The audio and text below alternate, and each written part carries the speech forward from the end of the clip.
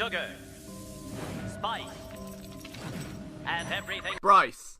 These were the ingredients chosen to create the perfect YouTube series. But Professor Mundane. accidentally added an extra ingredient to the concoction. Chemical Tea. Thus, This week in Philadelphia sports was born. Hello everybody and welcome to another episode of This Week in Philadelphia Sports, where, as you've guessed it, we go over everything that happened this week in Philadelphia sports. Again. If you're new around here and you enjoy this sort of content, make sure you leave a like and hit subscribe down below. We're so close to 10,000 subscribers now. I can't thank you enough for all of the support over the last few months. This draft season has been crazy. We're only just getting started with the season to come. We could not pick a better Sunday to have this, right? Although I've got to work out, recording this on a Sunday in the NFL season might be a bit problematic. But today is absolute carnage, okay? The mighty Charlton Athletic win their first leg of the playoffs. We have the Philadelphia 76ers in a crucial Game 7, their biggest game since 2001. And then you've got the Game of Thrones episode, which everyone's been waiting for.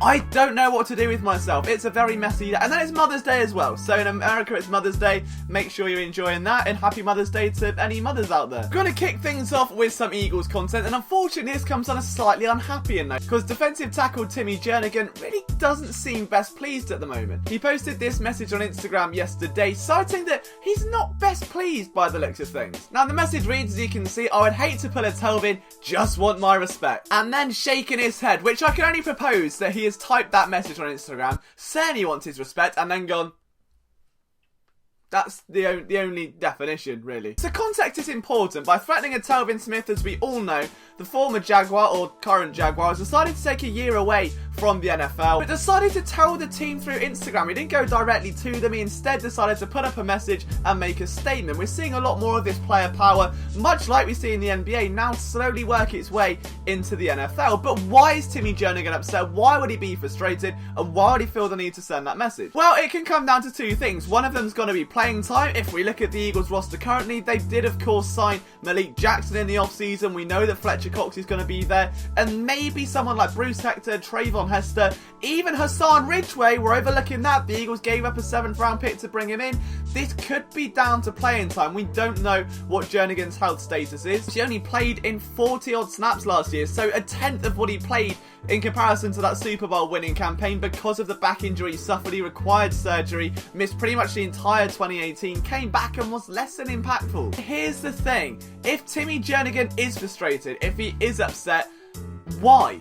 Because if we look at this from a bigger picture, okay, he signed the contract to him and his agent, who just so happens to be Drew Rosenhaus, one of the ultimate powerhouses in NFL agents. This is a guy that has helped Sam Bradford turn into the biggest bachelor in the league and has masterminded some of the biggest deals that we have seen in the NFL today. So it's a very fair deal. If Drew Rosenhaus is agreeing to that deal, probably a good one. And when the Eagles released him because they weren't sure what that health status was going to be, and in conjunction with the massive cap hit he was going to carry, it's not like teams are chomping at the bit to sign him. Jernigan was still on the board by the time the NFL draft rolled around and was signed to the team just one day before, so it may be the market dried up, that no other team wanted to take a gamble on a player. Of course, he's taken a tremendous pay cut. The salary he'll be making this year is around $2 million, and if we remember what it was last year, well, he cost the Eagles $5 million against the cap, but if it wasn't for injury, his 2019 number would have been $13 million. So going from $13 million to $2 million, I can understand the frustration, but the point is, if you want respect, you've got to go out and get it.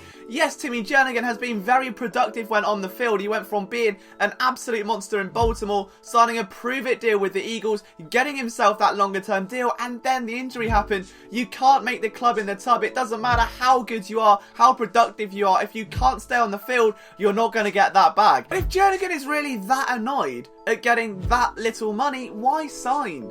What is the point? If you're contemplating taking a year off football to get respect, why then sign with a team for money that you don't like in an environment you're not happy in for respect you're not getting? It doesn't make sense. If you're not happy with the role, with the pay, change the circumstance. You don't have to go and sign and then complain about said circumstance. Just change it beforehand. Fletcher Cox will finally have his running mate back once again, and of course that means he can swallow up double teams and let Cox run riot. And Fletcher Cox, bear in mind, set a career year in 2018 with literally nobody next to him. So what does this mean for Timmy Jernigan? Is he going to hold out from OTAs? It wouldn't surprise me, but we don't know what the reason is. Is he unhappy with pay?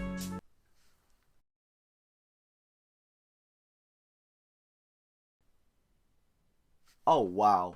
Or is it about playing time? We just don't know. It's all very mystical, but it does seem a slightly immature move for a player that was once seen as a real centre point of that Eagles defense. And for the first time in This Week in Philadelphia sports history, something has happened in the heart of recording the show, which isn't new. For those of you who listen to the Outside Insider podcast, you'll know this is somewhat of a trend. This happens over and over again, where right at the end of the show, news breaks and then breaks my heart because I'm suddenly that close to getting something on it. So for the first time, that hasn't happened. The Eagles are apparently signing former Jags and Browns quarterback Cody Kessler, according to NFL Network's Ian Rappaport. The Eagles typically carry 4 quarterbacks on their roster, and as of right now, we've got Carson Wentz, Nate Sudfeld, Luis Perez, and Clayton Thorson. So this would be a 5th.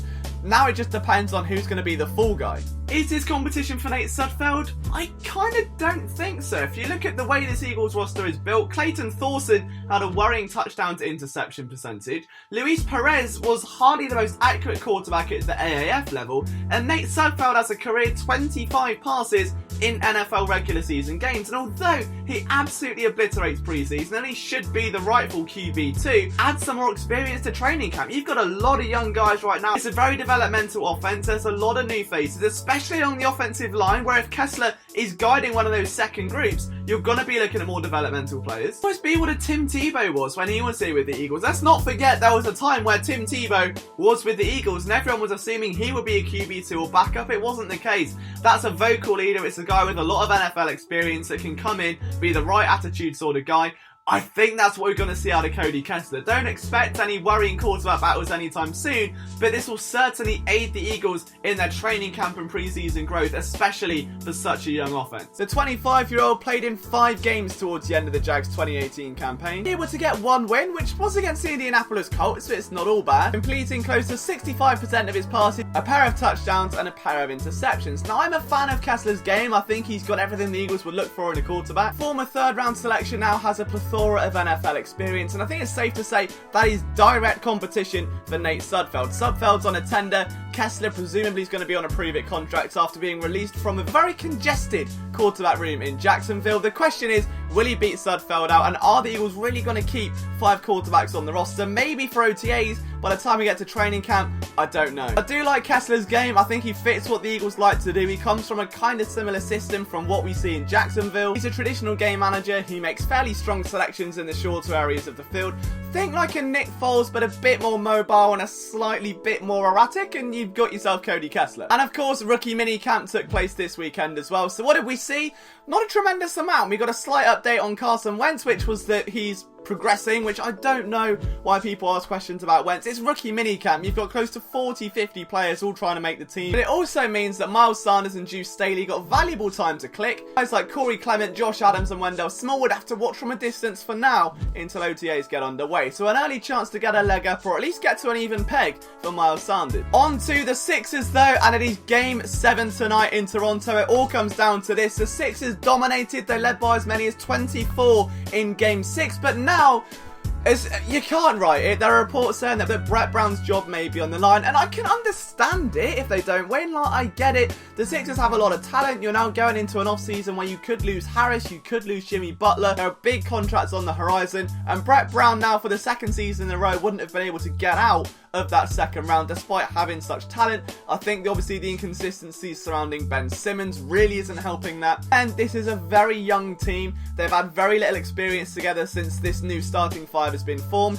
Joel Embiid is eating kebabs every night by the looks of it, so I don't really know what to make of this team right now. We know it's going to be a growth process, but how much longer is growth going to come before production? We know it's young. That's the battle we have. We know the potential is up here. The current ability seems to be staying the same while potential's coming down a bit. So I don't know. It's interesting to see this Sixers team grow. The Raptors have experience of 21 Game 7 situations between their players. The Sixers have 9.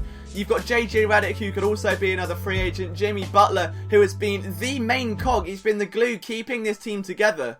And if this Sixers team doesn't make it past the Toronto Raptors, I wouldn't be too overly disappointed with it. It's not the end of the world. Like, it's still the furthest this team has got since 2001 against a team headlined by Kawhi Leonard. It's not the end of the world. But some people are now so desperate for change in that instant production. I can see why the frustration with Brett Brown would grow, because it's been the same complaints since the start of the process to where we are now. It's the lack of in-game adjustments in the fourth quarter. It's the stagnation of growth. It's the constant bizarre battles with medical staff and injury situations which make no sense. I understand it.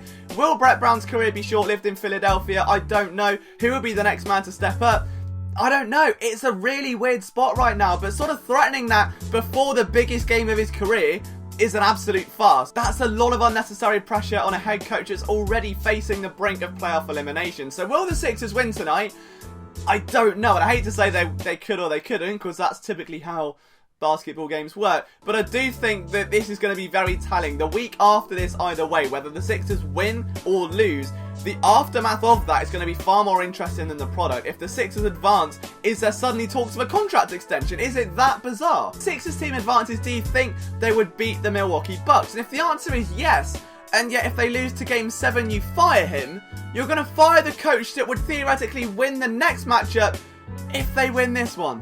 So I don't know, but it's going to be a very fun game to say the least. I'm sure most of Philadelphia will be on the edge of their seats. Who have you got to win? Let me know down in the comments. As for the Phillies, they've now got a 2-win lead at the top of the NL East, and again have gone 6-4 in their last 10 after Eflin throws an absolute bomb of a game, shutting out the Kansas City Royals. 7-0 the Phillies won last night. T.W.I.P.S hitting grand slams, Eichhoff's resurging well, Eflin's pitching shutouts. Everything's looking good again. So all of those worries from a week ago, as predicted, are suddenly silenced. The Phillies are doing well, and that's the tea. There's not really much else to say other than they're doing well. The Flyers hired a coach who I'm pretty sure is called Michael Tyrion, or maybe that's because of my Game of Thrones bias, and Mike Yeo, who will serve as assistant coaches next year, while Scott Gordon goes down and coaches the Lehigh Valley Phantoms. Michael Tyrion actually has a winning record as an NHL head coach, despite coaching in over 814 games. So to coach 814 games and win over half of them, pretty good. The Philadelphia Union, and they're top of the Eastern Conference, so football is coming home. A big 2-1 win over Toronto FC, a second half goal, Ramiro Montero, and although the teams below may have a game in hand, a 3-point lead for the Philadelphia Union. They're soaring right now. They haven't lost in as long as I can remember, and the River End is lighting up. If you haven't been to a Philadelphia Union game, the view you get from the river, I don't know, I've not been there, but it looks nice from pictures. It's just so picturesque. Like, if you're bored on a Saturday night or a Sunday, whenever the game is, just get yourself down in the summer, watch some soccer, or next Friday night, watch the mighty Charlton go up. They're going to win and go to Wembley, and I'm going to cry, so there's that. And then the Philadelphia Soul lost to Albany. That sucked. That is it for this week in Philadelphia sports, guys. Let me know what you think of this week's headlines. What do you make of the Kessler signing? What do you make of Timmy Jernigan's anger? Let me know in the comments. From myself, Liam Jenkins, you can follow me at LiamJenkins21. I'll see you next time.